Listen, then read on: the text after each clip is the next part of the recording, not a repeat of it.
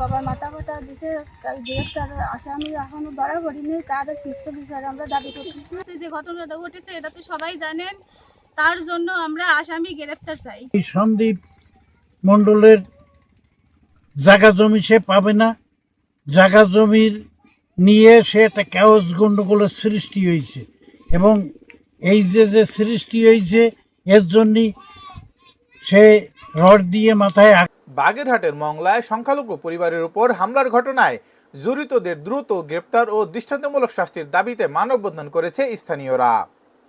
29 June সোমবার বিকেলে মংলা উপজেলার দত্তরমেট এলাকায় মানববন্ধন অনুষ্ঠিত হয়।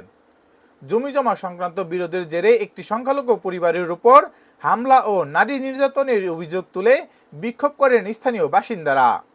মানববন্ধনে বক্তারা জানান, বিরোধপূর্ণ জমিটি তাদের পৈতৃক সম্পত্তি।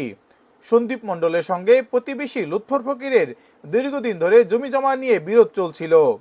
জমি পরিমাপের সময় দুই পক্ষের মধ্যে কথা কাটাকাটির এক পর্যায়ে হামলার ঘটনা ঘটে।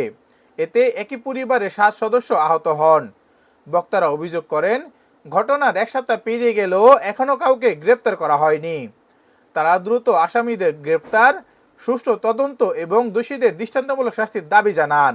পাশাপাশি সংখ্যালঘু সম্প্রদায়ের জানমাল ও নিরাপত্তা নিশ্চিতের আহ্বান জানান। মানববন্ধনে ভুক্তভোগী পরিবারের সদস্য সহ স্থানীয় শতাধিক মানুষ অংশ নেন।